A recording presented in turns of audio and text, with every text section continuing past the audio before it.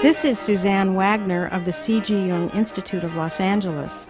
In the next hour, you will see an interview of Dr. C.A.Meier filmed in 1976 in his home office in Zurich, Switzerland. The main interview is conducted by Dr. James Kirsch of Los Angeles. And we have also included brief selections from conversations that I held with Dr. Meier in 1977 and 1979. C.A. Meier was a leading Jungian analyst who practiced in Zurich for over 50 years until his death in 1995. Together with C.G. Jung and Toni Wolff, he founded the C.G. Jung Institute in Zurich. Dr. Meier was born in 1905 in Schaffhausen, Switzerland. He became interested in psychology after meeting Jung when he was a very young man. He studied medicine at the University of Zurich and did graduate work at the University of Vienna and the Berg-Holzli Hospital, where years before Jung himself had served on staff. During the years that Jung was developing his major ideas, Meier was his special assistant and close associate.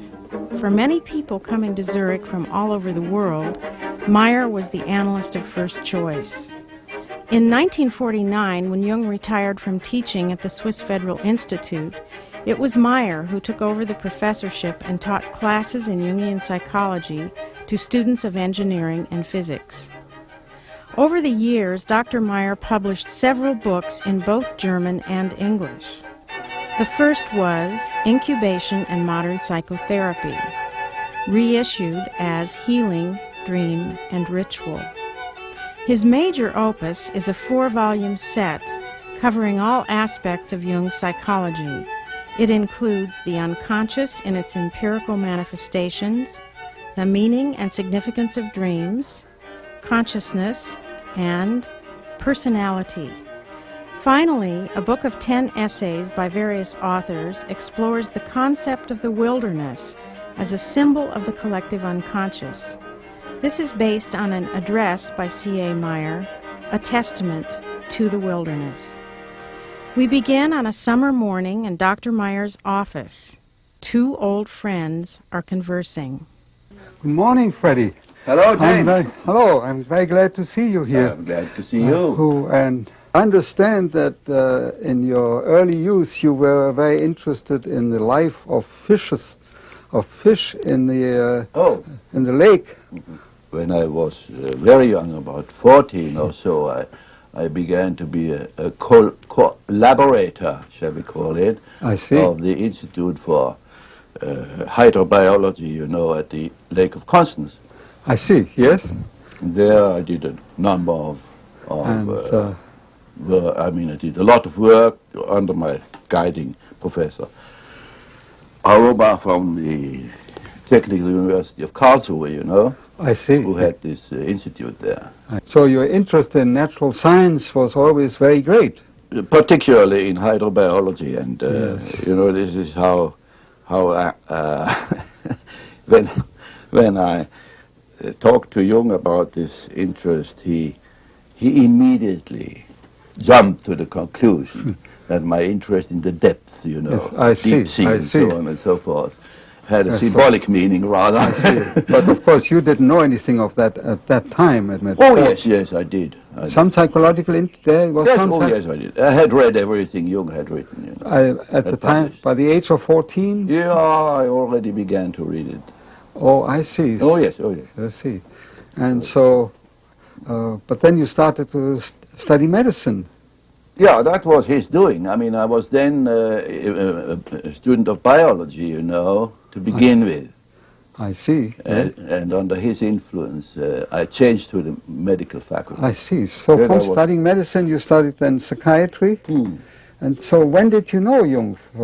You had I knew him when I was a boy. I mean, I knew the whole family very well. Oh, there was a family relationship between your family? Not between my family, but between me and the Jung family. Between you and... How did this happen then? From Schaffhausen? Well, yes. I mean, the children always came to visit their grandma, Rauschenbach in Schaffhausen, and they spent their vacations in Schaffhausen, and we were together all the time. All the time, so... you could not really then time the exact moment when you met Jung for the first time. When I was that young, I saw Jung very, very rarely only, and he didn't very much, shall we say, frequent his family anyhow. I see. So you never really had an analytical hours with him, or did this start? No, the first one was in 24. Now, this combination of psychological interest and interest in natural sciences showed up very much also in one of the earliest works you wrote. I remember that in 1934 there was a Festschrift for Jung. Oh, yes. And there was an article.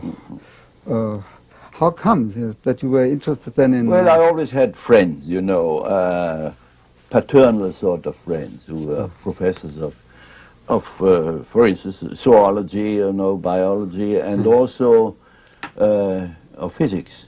Oh, also? Oh, yes. Oh, yes. I was always deeply interested in physics. I see. And so in this work you established really that that both psychology and physics used very similar expressions. Indeed, yes. Indeed. Yes. And very strange converging terminology. Terminology, that certain terms that Jung had used then appeared in a very similar form, for instance, in the formulations of Niels Bohr. Well, the complementarity. Complementarity, that's right. Right. So this paper was actually the one that brought Jung's attention to these questions. He was not the first one he read in this Festschrift. The first I remember, yes, when we had his birthday ceremony in Bollingen, you know. I see. He immediately disappeared with the volume. Oh, I see. And came back and said, "This is a very interesting paper." Very interesting paper. But I understand that Jung also knew Einstein. Yes, very slightly. I did too, by the way, of course. Oh, you did? Yes. Yes. And here from the ETH or? No. Einstein had been a teacher in Schaffhausen, a private teacher, in his early days. And he made his friends, who were then friends of mine, you see. I see. And so in that way, I got in touch with him, and also later. And did you already discuss problems of physics with him? Sure. Oh, sure. Yes, I see. So you were really very much in the center of things, both in psychology and in physics. In physics. Yes. So, when did you get to know Pauli? Well, as soon as he arrived in Zurich. In Zurich, which was in 1930, I think. 30? Oh, also quite early. Oh, yeah. So it was really a very good, long relationship. Well, that was really my deepest sort of friendship I had in my life. And so this friendship with Jung then lasted for many, many years. Well, indeed. Yes, and you also visited him in Bollingen, I understand.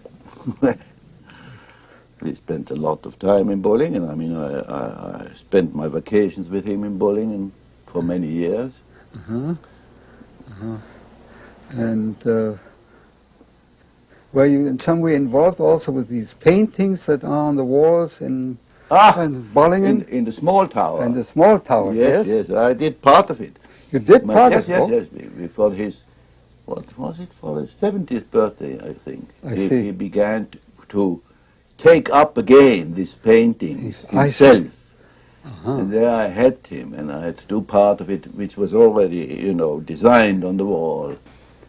It's then not an exaggeration to say that you were in many ways a very close friend of Jung's for many, many years. Well, indeed, yeah. Yes. This is certainly not an exaggeration. Yes. Now, what did you think of his idea of not wanting an institute for so many years? Yes. You must have discussed this question with him. Well, no doubt. I mean, there was this founding committee consisting of him and Toni Wolff and myself, I see. And we had those discussions for years. For years? Oh, yeah. And it appeared that Jung was not very anxious to have... No, neither was I. But Toni Only No, not really. We actually did our damnedest to prevent it. Yes? prevent. The Committee to Prevent the Foundation yes. of the Institute. I see. So what were the reasons for this? Well, because of the fact that there was the danger of it becoming a school, Schools, which you yes. never favored, you know. But it Shouldn't has, be a school. There should never be a school, really. yes. But it has become a school. Would you That's think the, so? That's the sad fact. Yes. That's a sad fact. Yeah.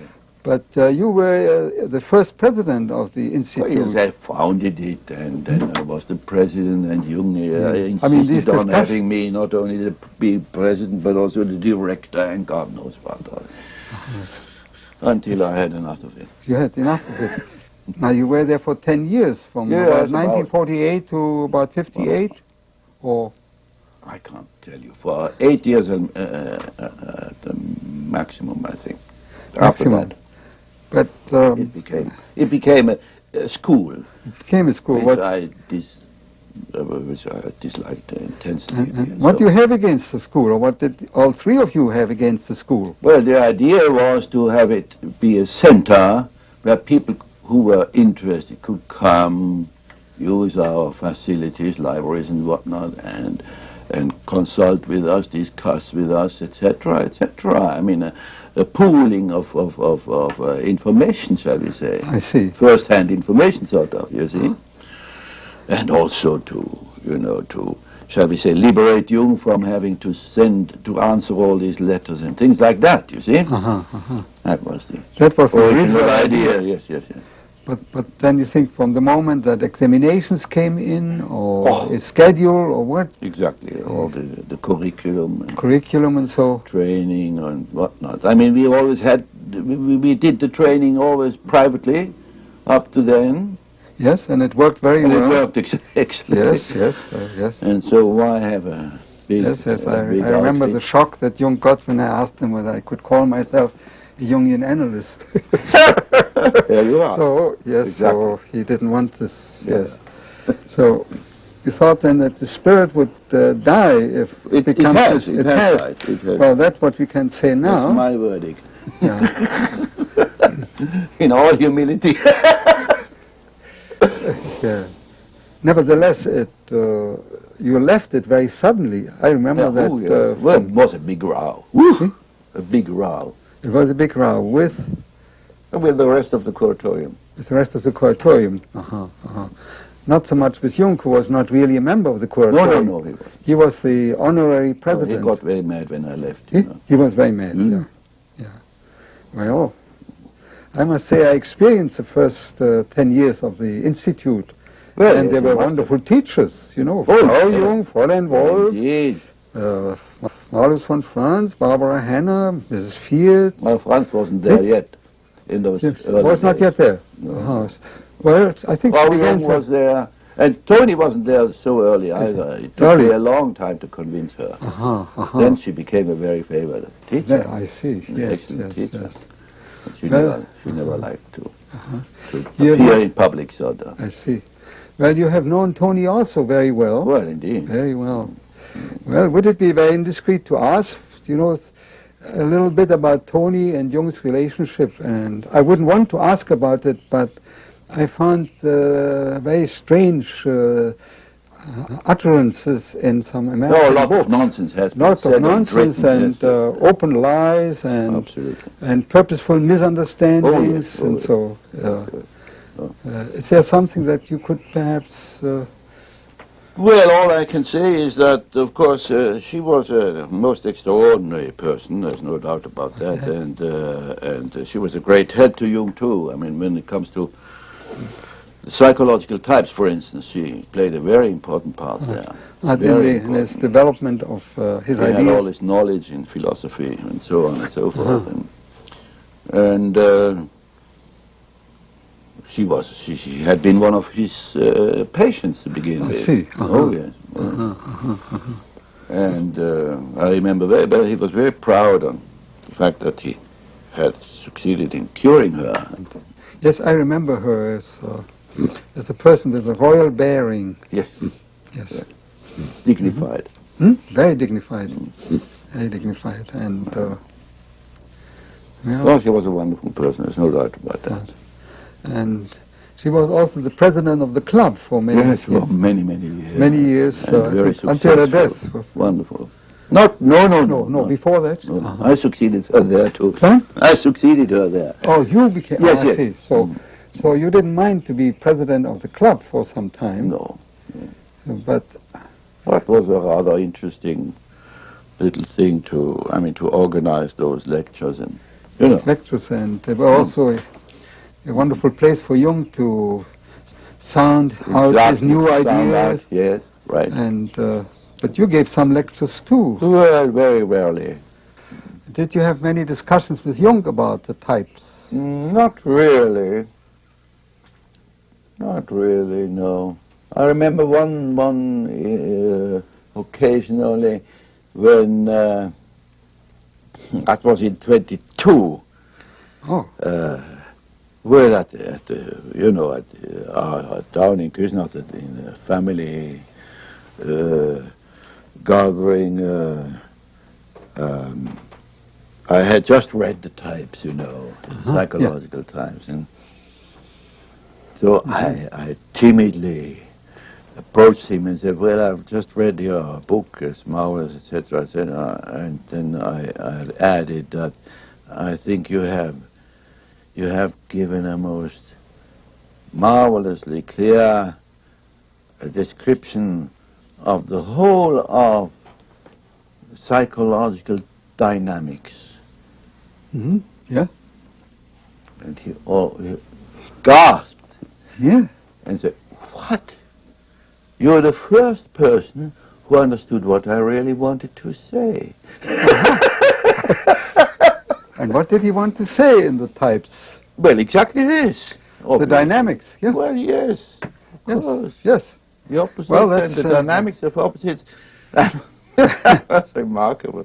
I still have a suspicion that sort of, how shall I say, motivated him in trying to guide me into his own. I see. Because I think this is really one of his most misunderstood books. Absolutely. He said, well, all the reviewers have not gotten the clue of what I wanted to say. No, most people read... Now you come and tell me I was a young boy. Yes, I mean, you must have been just about 17 at the time. Yeah. So, in a certain way, you really grew up with Jung's development. Yeah, that's really actually the case, yes. And so you read his articles and books just as they were published? As they were published, yes. And sometimes you knew them very well before because you had many discussions with Jung about these books, about his ideas. Yes, yes. Yeah. So, when did you get into alchemy then? Alchemy? Well,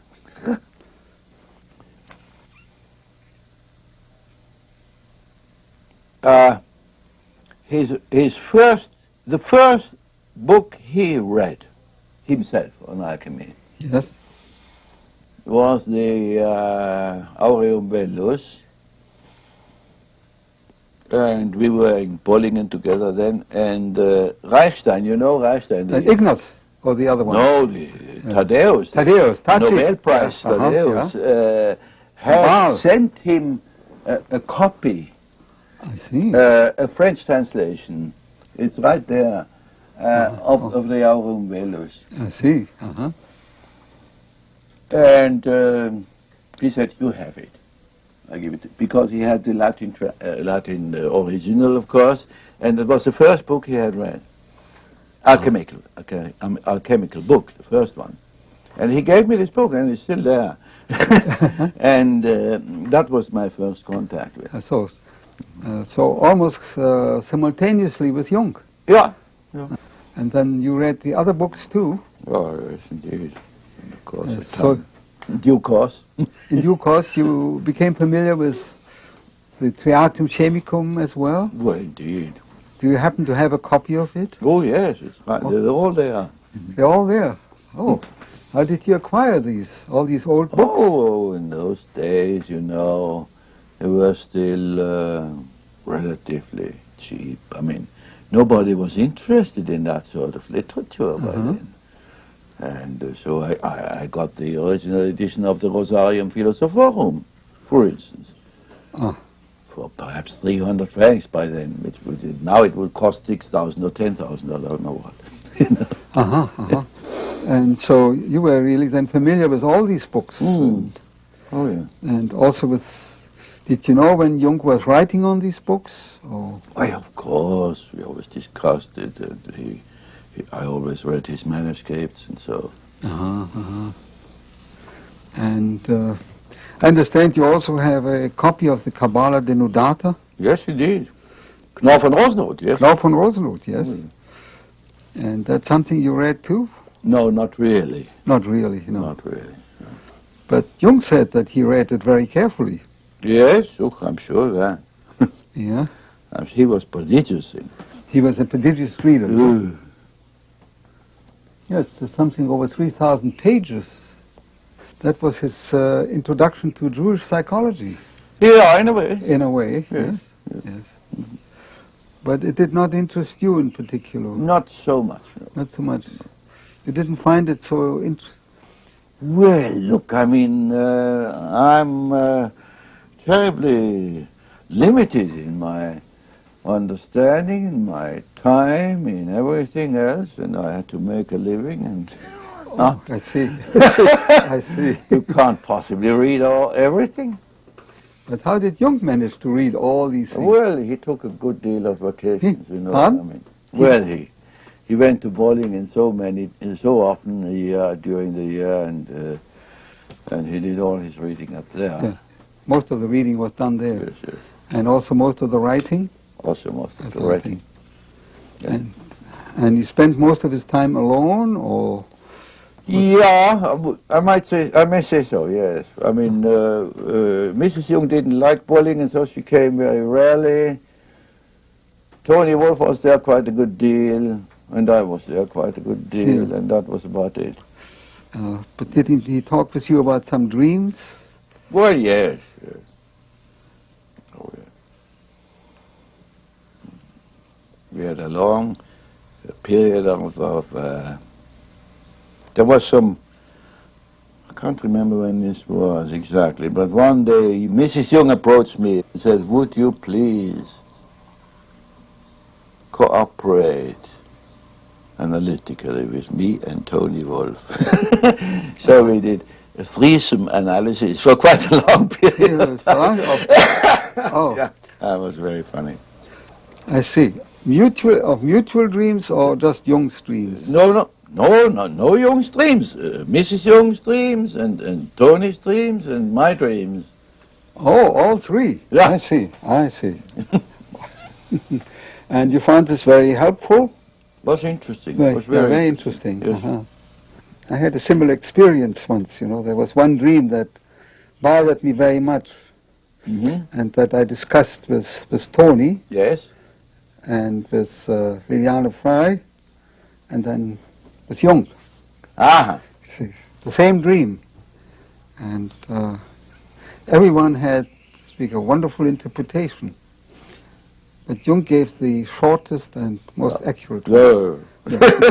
Yeah. Did Jung talk to you also about his experience of Africa? Oh, a lot. A lot. Oh, that's something which was very impressive. Practically every evening in Bollingen, for instance, after dinner, sat there on the lake, and he almost inevitably started talking about Africa, and he loved Africa. Ooh. Yeah. Never left him. This was his also big experience. Indeed. Never left him. Left him. Did he also talk about the American Indians once in a while? Yes. Yes.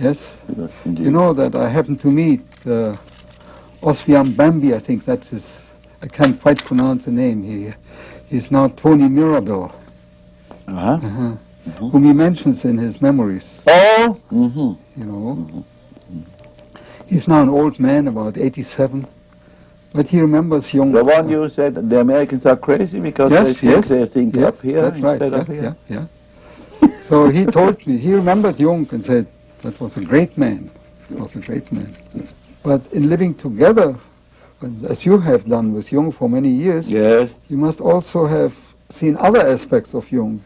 Well, didn't I? Yes. Well, Aniela Jaffe, for instance, tells of his rages. Yeah. Oh, he could be terrible. He's such a giant, you know. He had a gigantic shadow as well. Yes, yes. He must have had a gigantic shadow. And you mean part of this gigantic shadow was were these rages? Yeah. He could have. He could be terrible. He could be terrible. He could be absolutely terrible. In these rages. Yeah. I remember one thing when we sailed on the lake up there, Bollingen, you know, in his boat, and there was the wind died down completely, and we were way up from the Turm, you know. I see. Yes. Way off, and so there was nothing else but to row. And I was an old sailor, and you know, I knew how to row, indeed, better than he did, as a matter of fact. And also young. So I went and rowed, and he started criticizing me for every single part of a movement I made with those rows. You know. And he knew it better, of course. Oh, and did he row himself? Joan was in the boat as well, my wife, and so it was hell. It was real hell. Until I said, good, fine, do it yourself. Yes, you finally said. And he did it?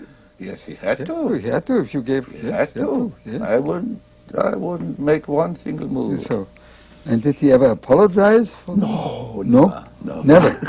Never. Surely not. Yeah.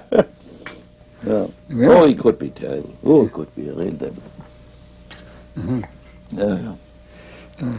He had also very definite opinions about other people. He was very, very generous with, let's say, expletives. Did you say that was part of his shadow too? Well, yes, in a way. In a way, yes. Oh, yes. But they were all idiots. Everybody was an idiot. Everybody. Yes. I see. It was really sometimes. I mean, that's one of the negative parts of this is that I grew up in this way, looking down on other people. I see. Which I had to learn the hard way that it wasn't quite that bad.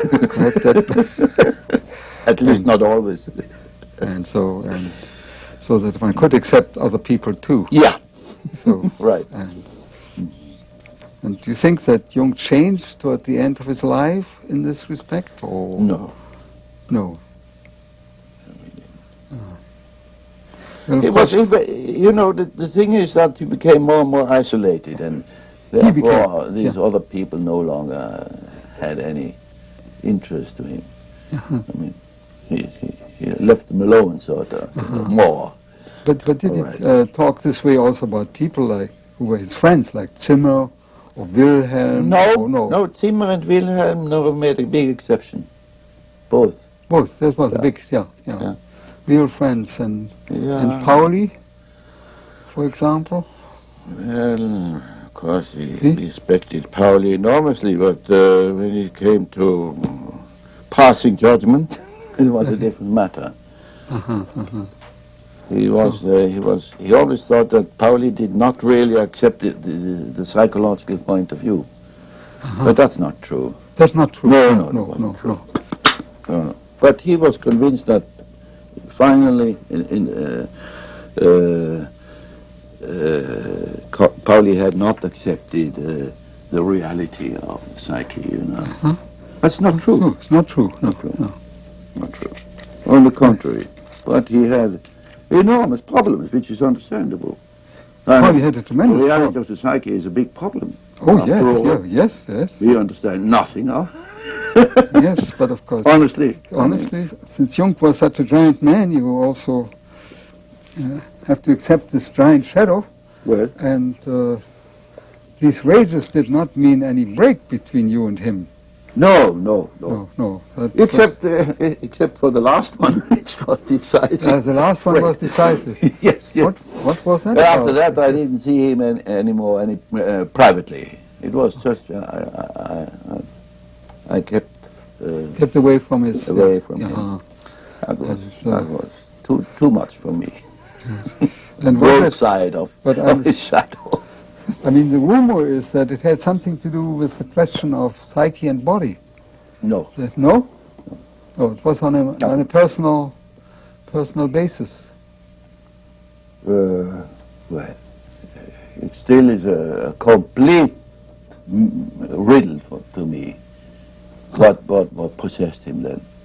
Complete. I still don't understand it. I have no idea what it actually was. And then a tremendous rage broke out in him. And Well, he had done 3 horrible things to me, that is secretly, without my knowing. But I found out. So I went to Bollingen and said, listen, took him to task, you see. Yes, naturally, yes. And the first he denied, though it was absolutely foolproof. The second he said, if you don't do what I say, then that's the end. And the third was so mean that he didn't say a word. Whereupon I jumped into my car and said,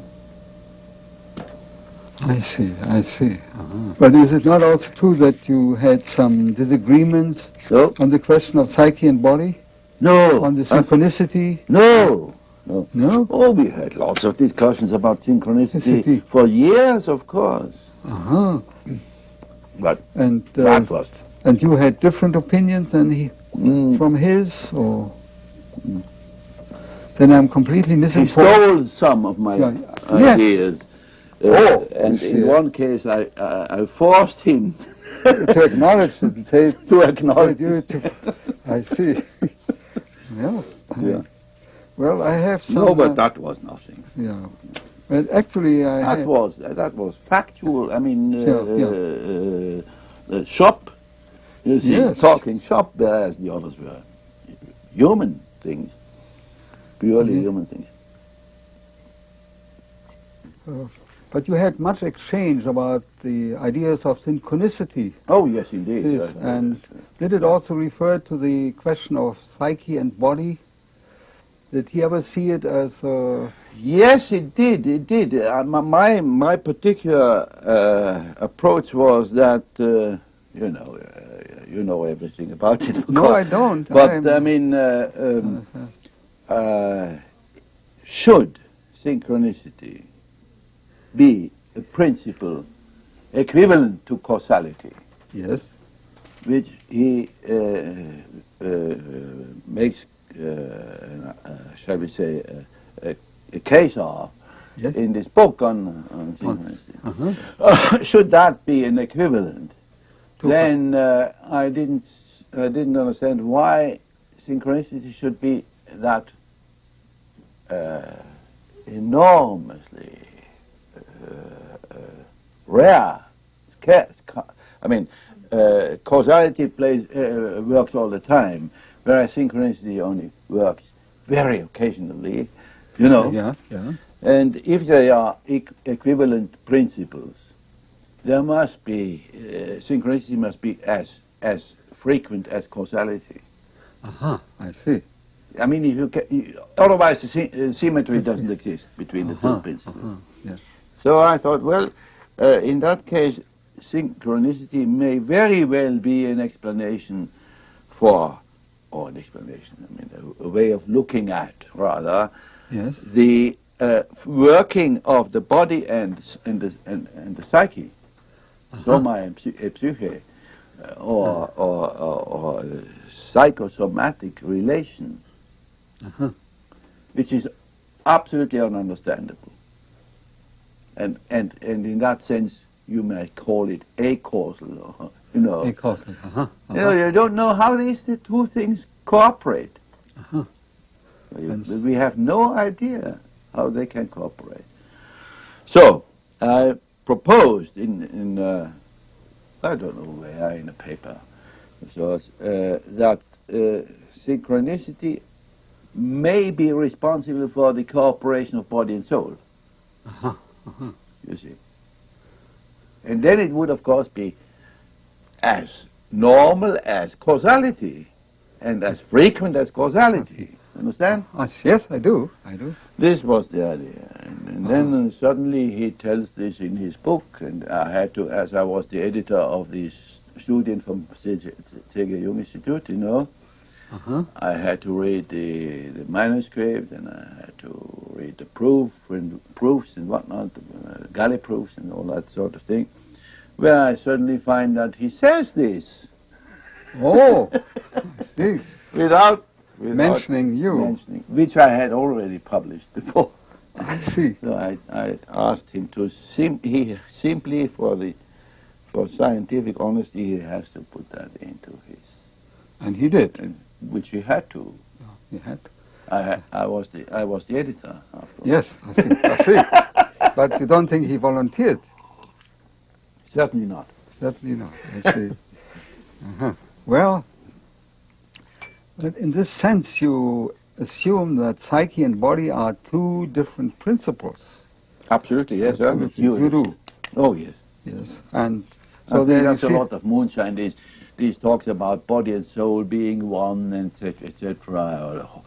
I mean, it doesn't mean a thing. Doesn't mean a thing. That there's, so to speak, a oneness, a totality. Yeah.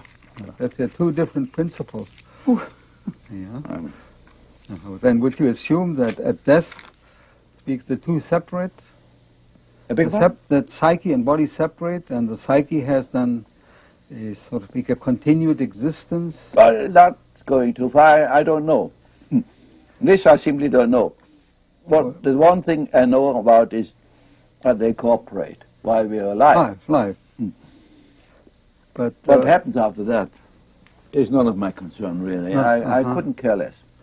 I mean, all this survival and spiritualist theory doesn't interest you at all. Doesn't interest me. Yes, but you have done a great deal of studies. Death is a deadline. That's a deadline. I see. A real deadline. Deadline. I see. Literally. Literally, but you have done a lot of work in parapsychology, and I know that you attended a lot of conferences. Oh, yes. But this aspect of parapsychology did not interest you. Not the spiritualistic. Not the spiritualist, no. No. And, but you know that such phenomena occur? Don't I? No. Yes, you do. I've talked a lot about this to many of those specialists, you know. They're all crackpots. I'm afraid. Hopeless. They're just hopeless, these people. I mean, this is a substitute for religion. I see. There's no science. It's a substitute for religion. That's all perfectly fine. I mean, if they have a real good, shall we say, reason for looking for something in this respect, and they do it this way, well, that's their business. But it has very little or anything to do with psychology or science in general. But what aspect of parapsychology has interested you? Oh, it interests me a great deal, of course. Yes, but I was mainly interested in the experimental approach. I mean, where you have decent, clean data. Yeah, I mean, the Rhine approach is most, according to me, it's the only decent approach that exists. It's possible. Well, I thought what characterizes parapsychology is that it happens and you cannot really experiment, or you think one can. Well, we've done a few things. Raleigh, maybe you know Raleigh. He's been doing these card experiments, you know, card guessing experiments. I know. Rhine's always after an analytic session. And he actually, I mean, this is a fact, he actually was capable of demonstrating that when the patient had particularly strong resistances during the meeting, during the interview hour, he guessed far above chance. Uh-huh. And when it went smoothly, it was average or below average, which is very interesting. Very interesting. But it's far from having been further investigated. So it needs a lot of more work, you know. But it would suggest something like if you, on the conscious level, you are inhibited, then the unconscious works works better. Works compensatorily.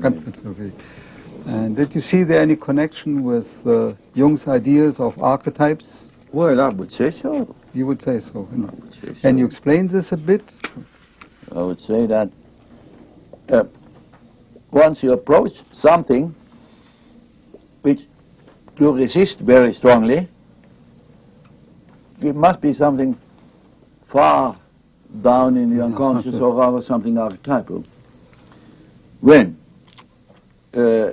according to Jung's theory exposed in his paper on synchronicity, there is a crisis, sort of, you know.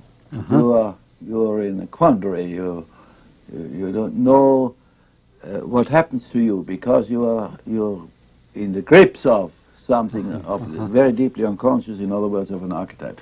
Then synchronistic phenomena tend to occur more frequently than when you are in an equanimity sort of thing. You see? Yes. Now, when did your interest start in Greece? I remember that this book that you wrote about Greek initiations, yes, that it began with Epidaurus. Well, I mean, that was a particular interest. After all, I mean, Asclepius is our hero, isn't he? Yes, he is. Yes, our God. Yes. So it became of interest to me how these ancient Greeks handled problems of our kind. You know. Yes. Now for which there was a whole well-developed ritual, and you know, and cult and everything. So you went to from which I think you can learn a lot. I'm sure. Yes. As regards psychotherapy.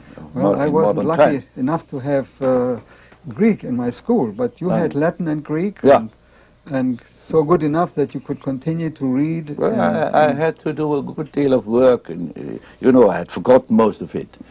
I see, and then you studied again, and then you recovered Latin and Greek. Right. To read also the other Greeks, other Greek physicians. And yes. And so it's very funny. For a long time, once I had to write an article. This was for some convention at Yale University on the history of psychiatry. They asked me to say something about ancient Greek psychiatry. I see. Well, I had to read a good deal. I mean, all those volumes of only Hippocrates, for instance, 12 volumes, and so on and so forth. And I have been reading your 4 books. You have been writing a textbook good Lord, on Jungian psychology. I'm afraid so. I'm afraid so. And the last one I read was on consciousness. Yes, and indeed. There you referred to Jung's notes and expressed your gratitude to Jung for having given you these notes. So would you say that in a scientific way your relationship with Jung remained good? Well, I mean, these notes he handed over to me when I became his successor at ETH, you know. I see. That was when you were still... Which came practically overnight, you know, and so I was completely unprepared. For becoming professor at ETH? Well, yes, indeed. I would never have dreamt of such a thing. I never had any ambition in that respect. So, I see. And so he was very, very generous and gave me the notes he had for his own lectures, you know. I see. Well, I was lucky enough to hear about, I think, 2 of your lectures at the ETH, and I found them extremely good, extremely scholarly, and very well prepared, although you didn't use any notes. Well, yes, I had some notes, yeah, but it was not written out. No. So you enjoyed your work at the... I enjoyed it immensely. And so it was a wonderful way of conveying Jung's ideas. Not only, but also the contact with those students, you know, the students of physics, chemistry, but not engineering, and so on and so forth. They have a clear sort of mind, and they want to know things very exactly, and they discuss your, you know, your jack of the trade yes. Well, way of putting things very, very exactly, so that you had to know what you were talking about, and I learned a lot from these lectures and from the students, I see. Indeed. Because it was not so easy to make all these concepts and all these ideas, which are more or less, you know, ill-defined, you know, so, to make them really understandable to these. Did you find that any of these students then changed, for instance, became psychologists? Very few only. Very few. Very few. But I've had a number of them who later, when they had gone into practice and private life, came back after years and said, we owe you a lot for what you taught us. You know, particularly the successful ones. The successful ones, yeah. I see. In my later conversations with Dr. Meier, he described what he considers essential features of Jungian analysis. It is an odd fact that Freud, who discovered the unconscious, no doubt, and talked a lot about the resistances against the unconscious, himself became a victim of these resistances. And in this way developed a method for avoiding the true unconscious by his own psychoanalytic procedure. When I say the unconscious, in particular, I mean, at this occasion, I mean the collective unconscious, of course. And in this way, the Freudian method becomes a very efficient method of avoiding the real unconscious, i.e. the collective unconscious. This has never come to his notion, though he had certain inklings, but he never paid any attention to it, and consequently the psychoanalytic method gives you no chance of ever approaching the real unconscious, i.e. the collective unconscious.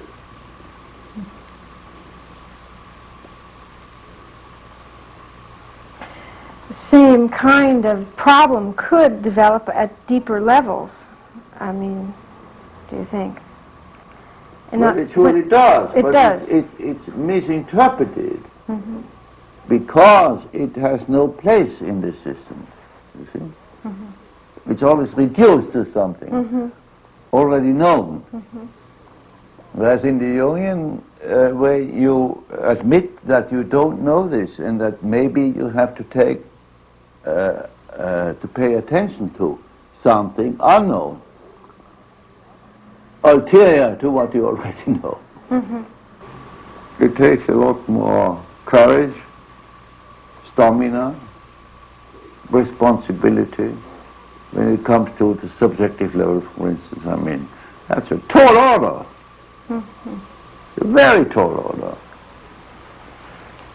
And this begins right at the beginning of any Jungian analysis, when you come, shall we say, confronted with your shadow, it's no joke. You have to follow it up right to the collective roots, which is no joke. Mm-hmm. No joke. So you have to accept the fact of, for instance, absolute evil within yourself. Mm-hmm. Well, not everybody's business.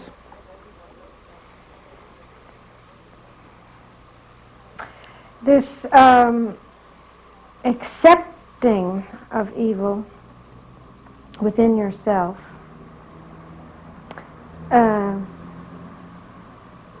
how did you experience that in Jung, or how do you experience it in yourself, the integration of the shadow? Well, integration is perhaps a mouthful. Mm-hmm. You have to come to terms with it somehow or other. Mm-hmm. You see? You have to come to terms with certain qualities of your own, whatever you call it, nature, as something given. And you have to come to making some peace with it. Rather, I mean, you cannot reduce it further because you're at the root of it, and the root of it is something we all participate in. Everybody does. So you have to, shall we say, understand that part of your being a human means to have a shadow. If you have no shadow, you're not a human being either. I had my own experience with Jung's shadow. Really rather late in my friendship with him. We departed on such an occasion because his shadow was too much for me. You see? Where there is much light, there's much shadow. And you knew you couldn't take that? Well, no, I couldn't take it. I couldn't take it. So, however, I remained faithful to him. But it wasn't easy. It wasn't easy. I mean, later, of course, I understood that, after all, he was entitled to have his own shadow, just as everybody else is.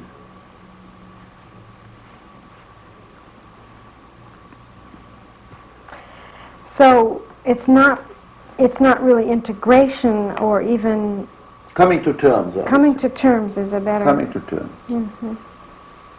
There's no other way. You can't do away with it. I mean, it can't would get better. You would lose your own humanity. You know. Can't do away with it. So somewhere it means being able to live the darkness, live the unacceptable. Live is of course a very ambiguous term.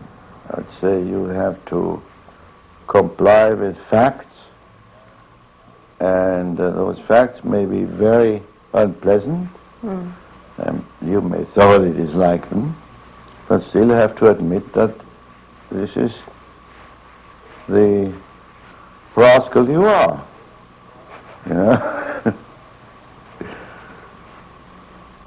That's all I can say. I mean, there's no compromise to be made. No compromise. Analysis, proper analysis, particularly Jungian analysis, begins and ends with conscience. That is, that you take responsibility, that you take into consideration all those manifestations which so far have remained in the unconscious, in other words, you are not conscious of. And if you start taking the responsibility for those manifestations, like shadow qualities and whatnot, then this is a very strong test for your conscience, isn't it? And so, I mean, you have to only have to think of the beginning of psychoanalysis. I mean, it took an enormous amount of moral courage to face these facts, which so far have not been considered or repressed, you know. Whereas here you have to openly admit and to come to terms with these things. So conscience is the development of human conscience is something of absolutely decisive importance. I mean, in the development of the personality, I think it's the final judgment that can be made, not that we depend on anything external, but it is your personal achievement to develop this conscience. And that is, I think, that can safely be said about Jungian psychology in general. The development of consciousness, and Jung in his paper, he makes it very clear that at the last analysis of the conscience is something archetypal. It's an archetype of conscience, in other words, of responsibility toward yourself as well as to the world. And in that sense, you are then connected to your inner truth as well as to the outer. I think that is how it could be summed up, really, in a few words, what we really try to achieve in our practice and whatnot, and in our own life, if possible.